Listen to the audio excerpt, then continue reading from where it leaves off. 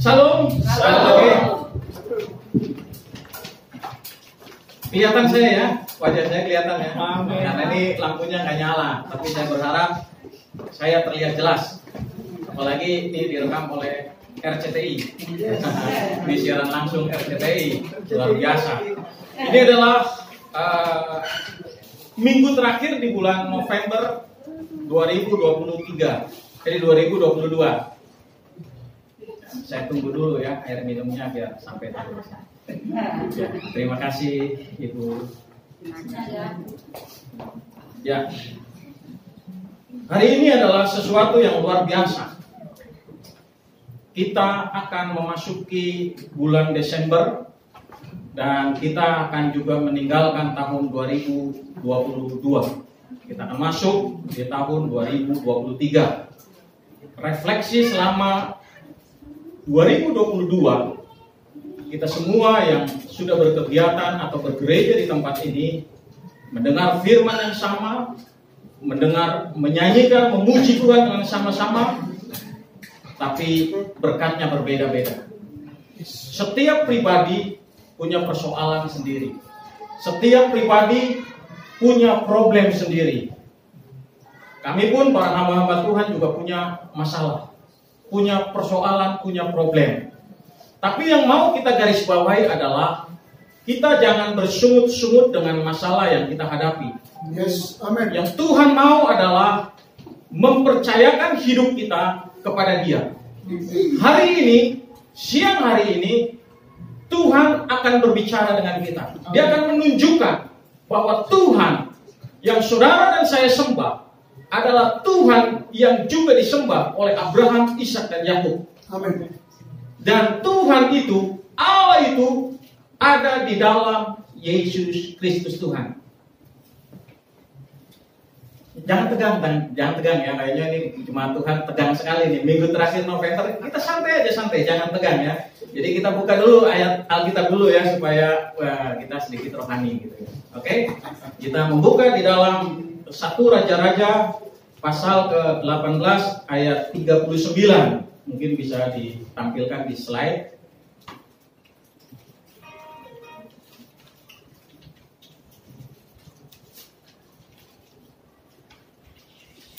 Ya, satu ayat saja saya akan bacakan, Bapak Ibu bisa mengikutinya, dan nanti kita akan melihat Tuhan itu siapa. Tuhan ingin menunjukkan, memperkenalkan dirinya. Jadi hari ini Tuhan ingin memperkenalkan dirinya. Mungkin selama ini kita cuma tahu Tuhan. Kita seringkali berkata Tuhan Yesus adalah Tuhanku, tetapi kita sebetulnya nggak ngerti. Kita cuma Kristen, taunya Yesus adalah Tuhan, tetapi seringkali makna yang terdalam kita nggak ngerti. Esensi dari kedalaman Tuhan yang adalah Allah itu kita nggak ngerti. Kita cuma pakai label Kristen. Hari ini Tuhan ingin menunjukkan sesuatu yang luar biasa. Saya percaya hari ini Bapak Ibu Saudara saat mau pulang dari tempat ini, saya berharap tidak ada satupun yang tidak membawa berkat. Tidak ada satupun yang tidak dilepaskan. Kalau ada masalah, kalau ada problem, bahkan sakit penyakit, saya berharap saudara pulang dari tempat ini ada perubahan. Amin. Dan ini yang Tuhan mau. Setiap kita berjumpa dengan Tuhan, ada sesuatu yang harus saudara terima. Jadi saudara nggak sia-sia. Saudara datang ke gereja nggak sia-sia. Jadi dengan hati yang tulus, mari saya akan bacakan. Ketika seluruh rakyat melihat kejadian itu, sujudlah mereka serta berkata, Tuhan, dialah Allah.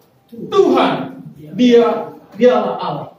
2 kali pengucapan kata Tuhan, dialah Allah. Ini membuktikan bahwa Dia adalah Tuhan yang benar-benar Allah. Jadi bukan cuma sekedar Tuhan, tapi nggak ngerti konteksnya. Mungkin Bapak Ibu berkata, Pak Andre mau berbicara apa ini?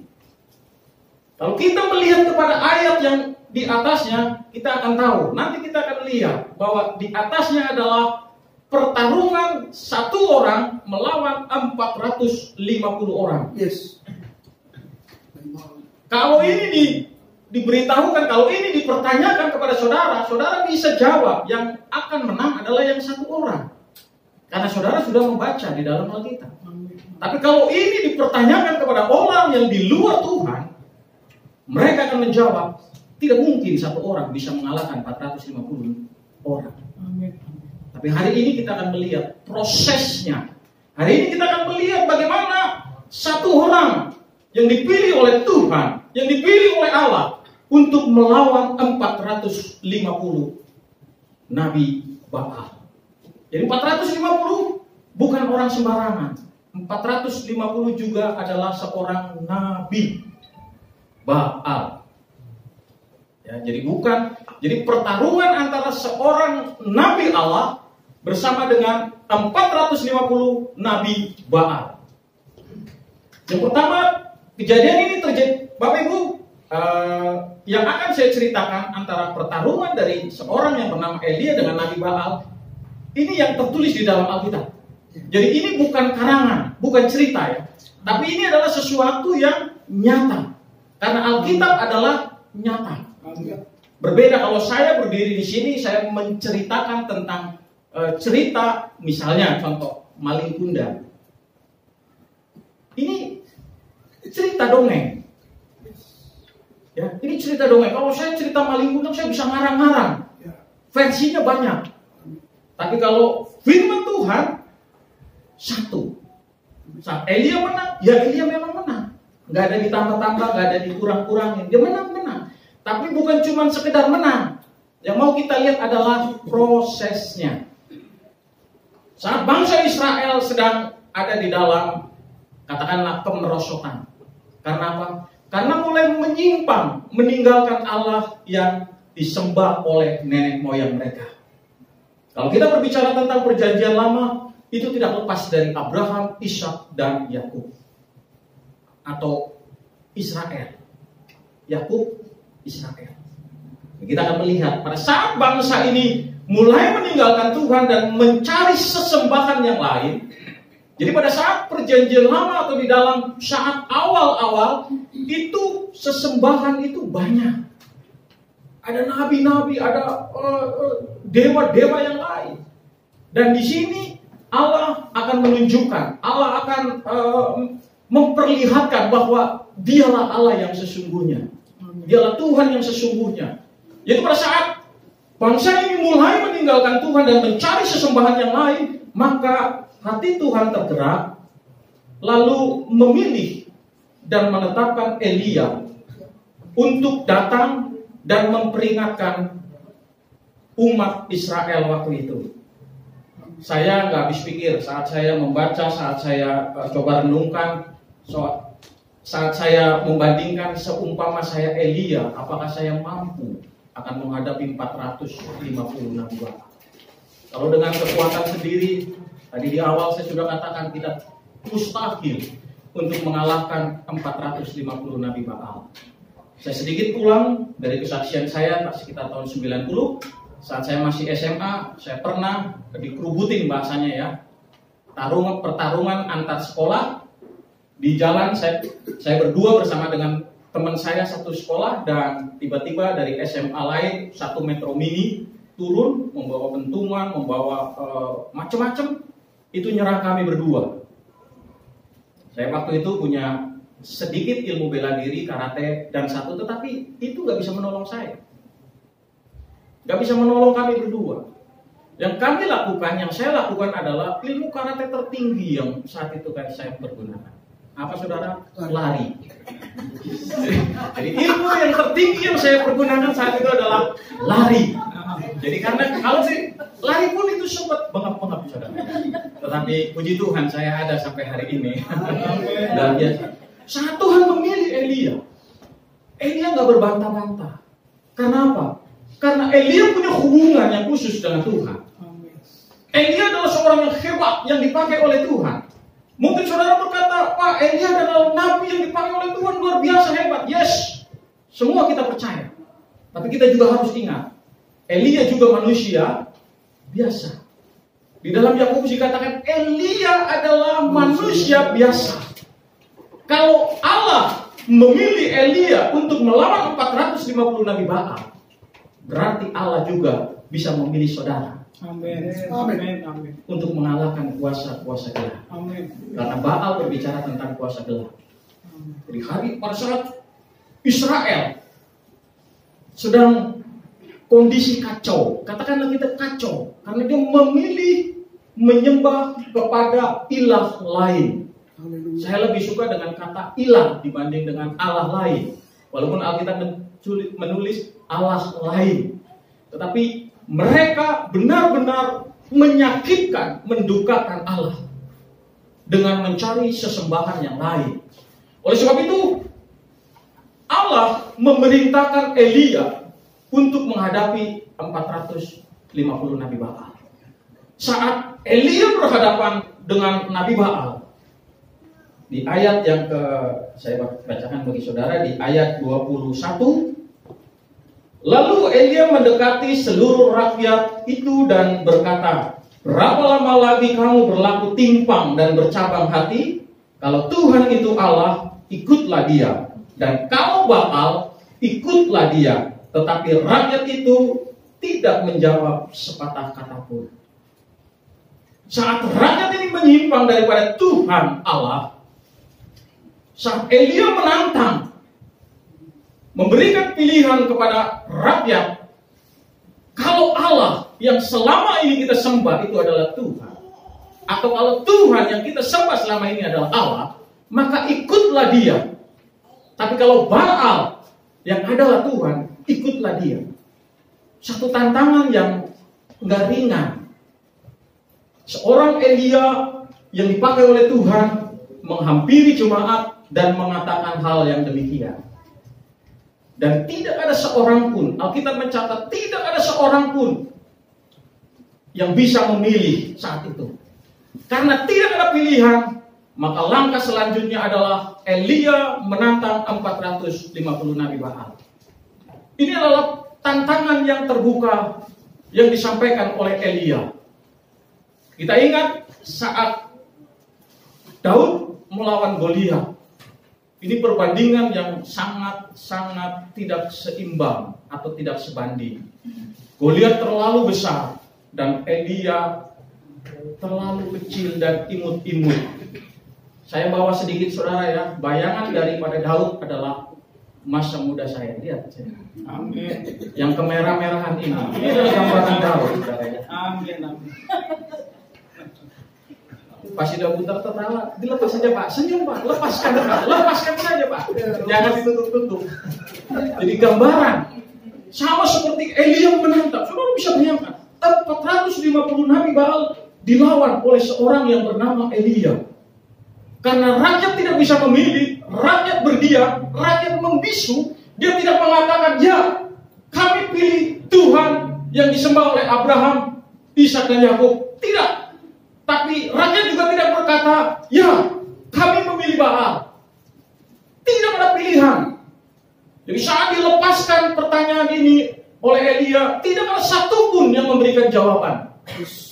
Artinya rakyat ini sedang ada di dalam kebingungan.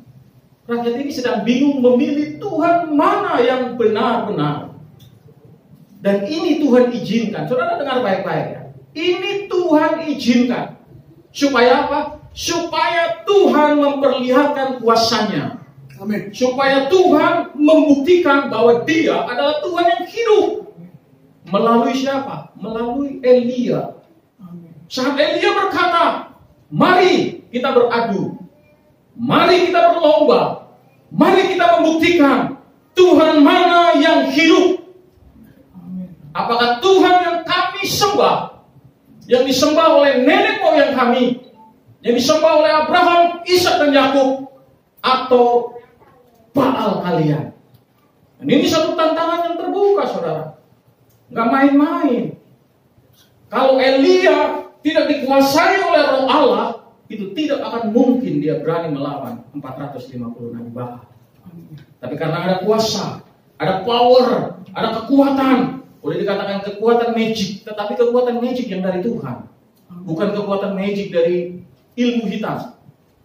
Kekristenan tidak mengenal ilmu hitam. Kalaupun ada, silakan. Tetapi kita tetap ada di dalam kuasa Tuhan. Amin. Kita ada di dalam perlindungan Tuhan dan penjagaan Tuhan. Inilah penjagaan yang paling sempurna, yang kita tidak bisa menolak lagi. Dan saat Elia berkata, mari kita adu. Caranya adalah masing-masing dari kita mempersembahkan korban, yaitu lembu. Lembu diolah, ditaruh di satu tempat, lalu undang Tuhan mana yang akan memakan atau menyambar dengan api. Jadi pada saat Elia memberi tantangan ini, saya membaca dan juga merenungkan sendiri. Rupanya 450 Nabi Baal ini pede sekali, saudara. Dia terlalu percaya bahwa tantangan, mungkin dia berpikir, Alkitab tidak mencatat, tetapi mungkin mereka berpikir, lu cuma sendiri, mana bisa, segala macam gitu. Akhirnya dia berkata, oke, pertandingan kita mulai. Silakan, karena kalian yang banyak, mulailah dulu kalian. Dan 450 Nabi Baal ini mengolah satu lembu sebagai korban persembahan kepada Baalnya dan memberikan di satu tempat yang sudah dipersiapkan. Lalu Baal ini mengundang Baalnya, ilahnya, dewanya. Mereka berteriak-teriak, mereka memanggil, ya Baal, jawablah kami, ya Baal, jawablah kami. Inilah korban persembahan kami, supaya rakyat boleh melihat dan percaya kepada Baal. 450 Nabi Baal menari-nari, memanggil, bersorak-sorak, memanggil ilahnya untuk memakan habis korban persembahan. Tapi firman Tuhan berkata, sampai siang hari tidak ada kejadian apapun. Lalu Elia dengan sangat lebih pede lagi berkata, panggil yang keras lagi, mungkin Baalmu sedang tidur. Panggil lebih keras lagi, mungkin Baalmu sedang jalan-jalan di mall. Zaman dulu belum ada mall ya. Jadi dulu belum ada mall. Jadi mungkin Baalmu sedang jalan-jalan, atau mungkin sedang tertidur, mungkin terlalu capek. Panggil terus. Elia dengan sangat pede mengatakan itu. Dan semakin dikompori oleh Elia, 450 Nabi Baal menoreh-norehkan badan sampai keluar darah, tetapi korban tetaplah korban. Tidak ada api yang menyambar, tidak ada kejadian, tidak ada peristiwa, tidak ada mujizat apapun. Walaupun 450 Nabi Baal sudah sampai kerasukan, saudara bisa tahu ya, menari-nari, memanggil, berteriak-teriak sampai kerasukan. Tapi tidak ada mujizat satupun yang terjadi. Sampai menjelang sore, saat mereka boleh dikatakan menyerah, 450 Nabi Baal ini menyerah. Mereka berpikir, kalau kami yang 450 orang menyerah, apalagi kamu cuma satu. Tapi ini di Alkitab tidak ada ya, jadi ini cuma kira-kira. Jadi kami pun yang 450 nggak bisa, apalagi kamu yang cuma satu. Tetapi yang luar biasa adalah pada saat Elia mau tampil, dia panggil semua jemaah. Lihat, Elia ingin membuktikan. Elia akan mendemonstrasikan kuasanya. Saat jemaat dipanggil, saat jemaat sudah diundang, maka Elia berkata, saya akan mengundang Tuhan yang disembah oleh Abraham, Ishak dan Yakub. Yang pertama dilakukan oleh Elia adalah, ada yang tahu Bapak Ibu? Yang sudah baca Alkitab?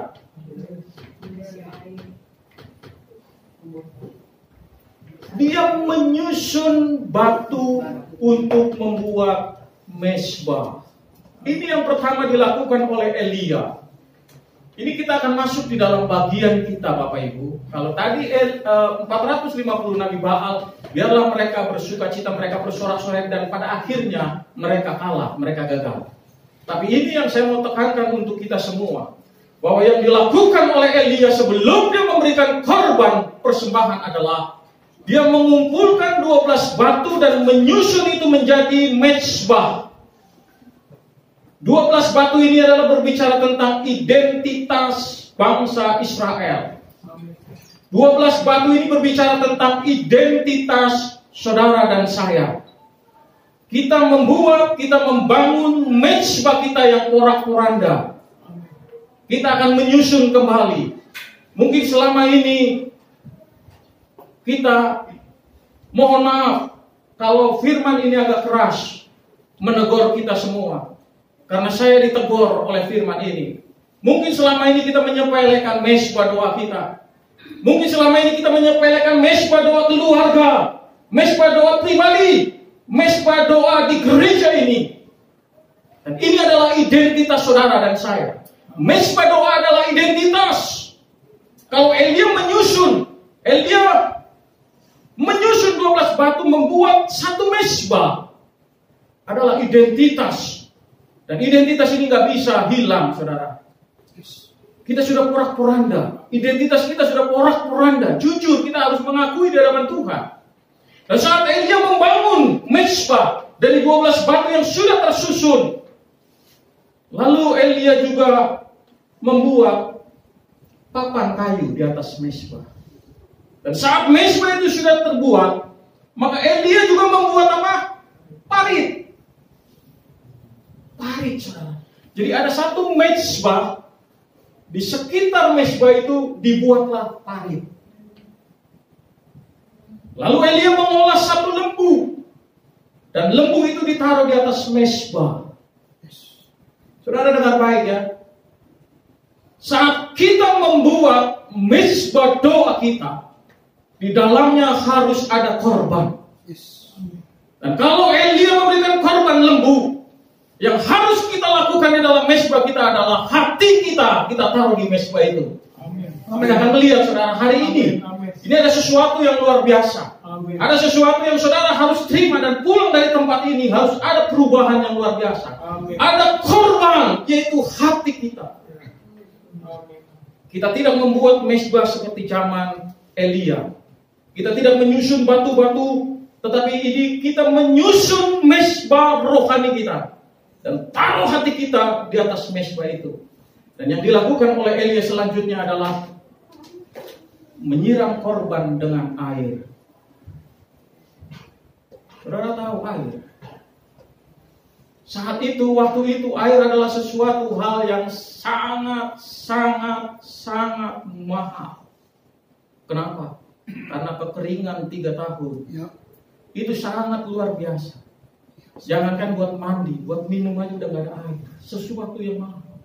Dan hari itu jauh lebih mahal daripada emas, jauh lebih mahal daripada tanah.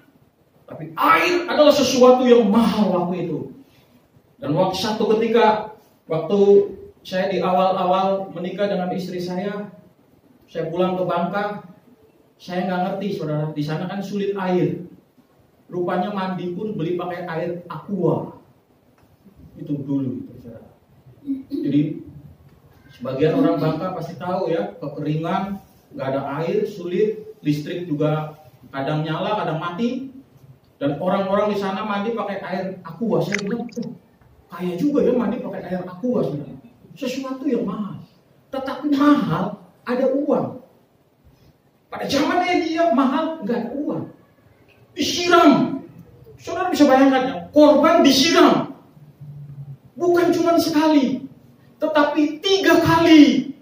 Sesuatu yang sangat mahal dibuang. Untuk sesuatu yang orang lain berkata bodoh itu. Hal yang mahal harusnya kau simpan, kau bisa pakai untuk keperluanmu. Tetapi Elia menyuruh apa? Siram. Sampai korban itu tersiram oleh air. Dan air itu mengalir di parit. Dan parit ini penuh dengan air. Saudara lihat. Pertanyaan yang sama yang Tuhan ajukan bagi saudara hari ini. Apa yang mahal di dalam hidupmu? Jabatan? Pekerjaan? Usaha? bisnis, apa yang paling berharga di dalam hidupmu sebelum engkau taruh di dalam mezbahmu. Tuhan nggak melihat semua. Angkat kedudukan uang, Tuhan nggak. Yang Tuhan mau adalah harga dirimu. Yang paling mahal di dalam hidup kita adalah harga diri kita. Apa itu harga diri? Kesombongan kita, keangkuhan kita. Ini yang paling mahal, saudara. Saudara punya uang seberapapun, itu gak ada artinya. Tapi yang Tuhan mau adalah hati kita. Saat hati kita ditaruh di atas mezbah itu, amin, biarkan Tuhan nanti yang akan membakar, supaya hati kita dilembutkan oleh Tuhan. Amin. Amin. Saat korban dilepaskan, saat sudah disiram oleh air, dan ini tidak akan mungkin terjadi. Sejarah dimanapun tidak akan mungkin terjadi api turun menyambar di dalam air. Tidak akan mungkin. Secara logika, secara hitung-hitungan, secara pikiran tidak akan mungkin. Tetapi yang terjadi saat semua sudah penuh, korban sudah ada, harga diri sudah ditaruh di atas mezbah. Sesuatu yang mahal adalah harga diri sudah ditaruh di atas mezbah. Lalu Elia berkata, mari mendekat. Dia berkata kepada mereka, mari mendekat. Lihat apa yang akan terjadi. Lihat, Elia mendemonstrasikan kuasanya. Amin. Dia berdoa, Tuhan yang disembah oleh Abraham, Ishak dan Yakub, hari ini aku datang sendiri berhadapan dengan 450 orang. Aku gak punya kekuatan, aku gak punya apa-apa, tapi aku datang seperti Daud berkata, aku datang dengan membawa nama Allah. Amin. Maka tunjukkanlah kuasamu hari ini. Gak pakai hitungan lama. Elia gak menari-nari, Elia gak berteriak-teriak, Elia hanya berdoa, Tuhan yang disembah oleh Abraham, Ishak dan Yakub, hari ini terjadi mujizat. Di ayat selanjutnya terjadi apa? Api turun dari langit menjilat korban habis. Sesuatu yang tidak mungkin, yang tidak pernah terpikirkan. Kalau korban ini ditaruh bensin atau minyak, itu cepat. Tapi ini air, air. Dan sudah perjanjian tidak boleh memercikkan api, hanya berdoa. Wow, dahsyat, saudara. Allah kita sangat dahsyat. Allah kita luar biasa. Dia menunjukkan, dikatakan bahwa Tuhan, Dialah Allah. Dia menunjukkan kepada bangsa Israel bahwa akulah Tuhan yang disembah oleh nenek moyangmu Abraham, Ishak dan Yakub. Hari ini aku memperlihatkan kuasanya. Hari ini aku memperlihatkan bahwa engkau salah melangkah. Oleh sebab itu kembali. Dan ayat-ayat selanjutnya adalah Elia memenggal kepala dari 450 Nabi Baal. Luar biasa. Dengan super powernya dia bisa mengalahkan dan juga membunuh. Walaupun ayat-ayat selanjutnya Elia juga merasa gentar, depresi, dikejar-kejar rasa itu. Tetapi itu bagian lain. Tadi di awal saya sudah katakan, Elia juga manusia biasa. Amin. Yang saya mau katakan hari ini, firman Tuhan yang mau katakan adalah, mari jemaat yang dikasihi oleh Tuhan, jemaat GBI Kota Daud, mari kita membangun mezbah kita kembali. Amin. Kalau yang selama ini kita sudah rusak, kalau yang selama ini mungkin kita sudah hancur, kalau yang selama ini mungkin kita sudah tidak benar lagi, kita terlalu sibuk dengan pekerjaan kita terlalu sibuk dengan urusan kita sendiri, lantas kita akan sibuk lagi dengan Tuhan. Yes. Mari, hari ini nggak ada yang kita banggakan. Yes. Selain daripada perkenanan Tuhan dalam hidup kita. Amin. Selain daripada hati yang senantiasa diberikan oleh Tuhan dan dibentuk menjadi karakter supaya kita mendekati karakter Kristus. Tidak ada jalan lain. Amin. Ego, kesombongan kita, mari kita bawa di dalam mezbah kita. Amin. Dan kita berkata, Tuhan bakar. Amin. egoku. Tuh, kita berdoa, Tuhan, hancurkan egoku. Aku merendahkan Tuhan serendah-rendahnya. Biar namamu yang dimuliakan. Biar namamu yang ada di dalam hidupku. Ini yang harus menjadi pegangan kita. Ini yang harus menjadi pegangan anak Tuhan. Bahwa kita sudah tidak usah lagi. Kita sudah tidak ada lagi hal yang perlu kita sombongkan. Mohon maaf, saya kasih perumpamaan mungkin Pak Min ya. Dulu kan seorang pekerja di kantor yang punya jabatan tinggi. Itu orang akan segan untuk ketemu beliau. Untuk bersama berbicara apapun pasti ada protokoler. Kalau di dalam dunia sekuler itu yang terjadi. Kalau di dalam gereja, di rumah Tuhan, nggak peduli mau kedudukan tinggi mau kedudukan rendah, sama. Yang membatasi adalah pikiran kita.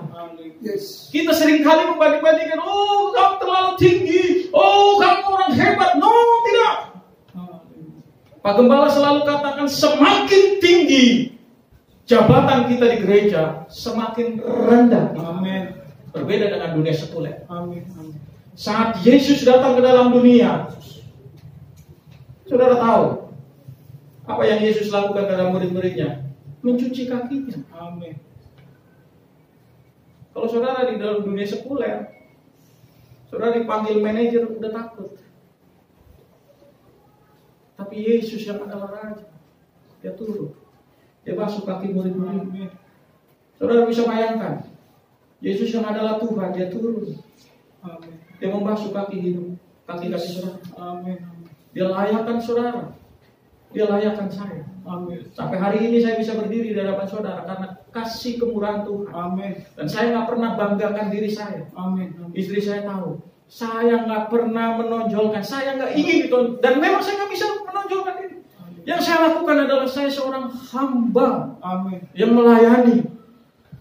Mungkin kalau selama ini bilang, wah pendeta itu orang super hebat, mewah, segala macam, orang kudus. Salah, saudara. Kami ini pelayan. Pelayan, seorang hamba yang mengabdikan dirinya untuk Tuhan. Dan Tuhan itu adalah jiwanya, adalah untuk jiwa-jiwa. Maka yang kami layani adalah Tuhan. Saat kami melayani seseorang, kami melayani Tuhan. Terlepas dari orang itu secara materi kaya atau tidak kaya, buat kami tidak ada urusan. Bahkan saya selalu katakan, kalau Bapak Ibu jemaat Kota Daud di tempat ini, mohon maaf, yang nggak bisa makan di rumah karena kondisi seperti ini, datang ke gereja ini. Saya selalu tekankan ini. Datang ke tempat ini. Biarpun di sini nggak ada, di sini akan ada. Buktinya kemarin, saudara, dari pagi sampai malam makanan nggak ada habis. Nggak ada habis, saudara. Kemarin saya sama Ibu Pesta dikasih 2 bungkus, dua box yang Pak, di bawah ini lebihnya banyak, saudara. Ini sesuatu yang luar biasa. Artinya kalau saudara sulit datang ke gereja, Bapak Gembala 25 jam sehari. 25 jam bisa dihubungin, saudara. Jadi gak ada alasan. Kalau Pak Gembala sibuk, ada Pak Wak. Kalau Pak Wak sibuk, ada Pak Win. Luar biasa. Kalau saudara ingin naik mobil Ford, ya, jadi puji Tuhan hari ini sesuatu yang Tuhan sampaikan, biarlah ini menjadi refleksi kita. Sebelum kita meninggalkan tahun 2023, 2022 dan masuk ke 2023, ini adalah bekal bagi kita semua bahwa kita harus membangun mesbah kita.